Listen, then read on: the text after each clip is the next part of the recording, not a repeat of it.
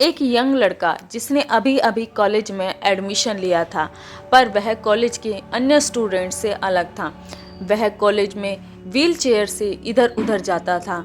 इस विकलांगता के बावजूद लोग उसे पसंद करते थे, क्योंकि वह एक मैत्रीपूर्ण व्यक्ति था और स्वभाव से ही बहुत ही ज़्यादा आशावादी था। उसने कड़ी मेहनत की और बहुत सारे एकेडमिक्स अवार्ड्स उसने प्राप्त किए। उसके सहपाठी उसका बहुत आदर करते थे। एक दिन एक दोस्त ने उससे पूछा, आपकी शारीरिक विकलांगता का कारण क्या है? तो उसने कहा, जब मैं बहुत छोटा था तो मुझे सेरिब्रल पैल्सी की बीमारी हो गई थी। तो मित्र ने पूछा, तुम्हारा रहस्य क्या है? तुम इतने बड़े दुर्भाग्य के साथ जीते हुए भी इस संसार का मुकाबला मुस्कुराहट और आत्मविश्वास के साथ कैसे करते हो? कॉलेज के छात्र ने मुस्कुराकर जवाब दिया, देखो, बीमारी कभी भी मेरे दिल और आत्मा को नहीं छू पाई है।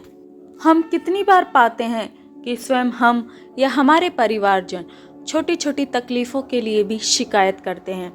जिंदगी भर हम किसी न किसी शारीरिक परेशानियों का सामना करते हैं। बचपन में हमें बाल्यकाल की बीमारियां हो सकती हैं। पूरे साल हमें कई बार तकलीफें हो सकती हैं। जब हम भोजन ज़्यादा खा लेते हैं तो हमें पेट दर्द हो जाता है। हम में से अनेक लोग इन सब की शिकायत करते हैं, इनके ऊपर कुढ़ते रहते हैं। फिर भी अगर हम चारों ओर अपनी नज़र दौड़ाएं तो ऐसे कई अनेकों लोग मिल जाएंगे जो विकलांग हैं। कोई अपने हाथ या पैर गंवा चुका है तो कुछ जानलेवा बीमारी से ग्रस्त है। पर इनमें से कुछ ऐसे इंसान भी मिलेंगे जो अपनी तकलीफ़ों के बावजूद ज़िंदगी को पूरी तरह से जीना सीख लेते हैं। कहानी के कॉलेज के छात्र की भांति वे अपनी शारीरिक तकलीफ़ों को अपने दिल और आत्मा को नहीं छूने देते हैं। हम केवल एक शरीर है, हमारा असली आपा हमारी आत्मा है। शरीर आत्मा पर मात्र एक आवरण है। आध्यात्म अपने असली रूप को पहचानने की प्रक्रिया है। पर प्रार्थना और ध्यानाभ्यास हमारी आत्मा को शरीर से अलग करने में मददगार होते हैं, ताकि हम अपने असली रूप को जान सकें। हम कौन हैं, हमारा लक्ष्य क्या है। हम में से कईयों के पास कार होगी। कई बार हमारी कार खराब हो जाती है और मरम्मत के लिए वर्कशॉप में चली जाती है।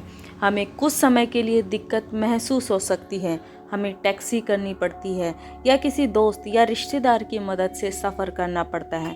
पर हमें ऐसा नहीं लगता कि हमारी ज़िंदगी खत्म हो गई है। हमें मालूम है कि कार मात्र एक वाहन है जिसके द्वारा हमारा शरीर इधर उधर आ जा सकता है। ऐसे ही शरीर भी मात्र एक वाहन है हमारी आत्मा के लिए। कभी कभी यह खराब हो सकता है, पर इससे हमारी आत्मा को प्रभावित होने की ज़रूरत नहीं है। हम खुश रहना सीख सकते हैं। हम जिंदगी को अच्छे से अच्छा बना सकते हैं, फिर चाहे हमारा वाहन यानी कि हमारा शरीर ठीक हो या बीमार हो। जीवन के एक मोड़ पर हमारा शरीर वृद्ध होने लगेगा। इसमें कई तरह की बीमारियां आने लगेंगी।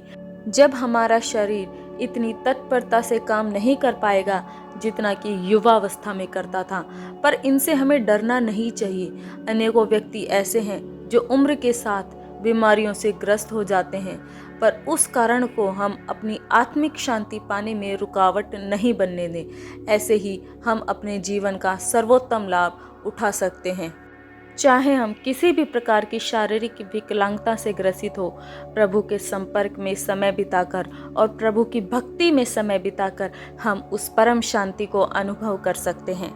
आज न जाने कितने ही लोग प्रेमानंद जी महाराज को अच्छे से जानते हैं। हम सभी जानते हैं कि वो 17 साल से दोनों किडनियों की बीमारी से पीड़ित हैं। उनकी दोनों किडनियां खराब होने के बावजूद भी प्रभु की भक्ति में वो लीन रहते हैं।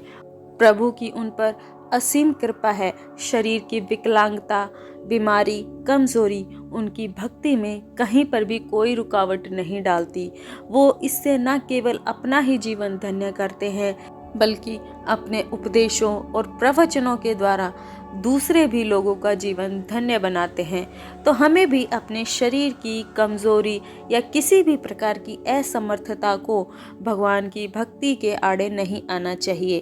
अगर हम किसी बीमारी के कारण घर पर हैं तो भी हम अपने परिवार के लोगों के जीवन में प्रेम भर सकते हैं, जो कि हमारी देखभाल करते हैं। आखिरकार यह सिर्फ हमारा भौतिक आवरण है जो कि बीमार है। हमारी आत्मा सदा पूर्णतया स्वस्थ रहती है। सकारात्मक और आशावादी मनोवृत्ति से हमें अपनी विकलांगताओं पर विजय पाने में मदद मिलेगी और हम अपनी और दूसरों की जिंदगियों में खुशियां ला सकते हैं। आखिर में यही कहूँगी कि वीडियो अच्छी लगे तो वीडियो को लाइक ज़रूर करें। इससे हमारा भी मनोबल बढ़ता है और हम आपके लिए अच्छी अच्छी वीडियो लाने के लिए प्रयत्न करते रहते हैं। जय श्री राम जी, जय हनुमान जी भक्तों। आप सभी का दिन शुभ और मंगलमय हो।